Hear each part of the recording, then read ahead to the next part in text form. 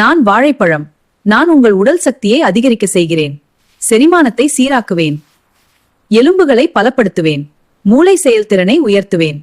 நான் திராட்சை. நான் உங்கள் இரத்தத்தை சுத்தம் செய்கிறேன். நுரையீரல் சம்பந்தமான நோய்களை குணப்படுத்துவேன்.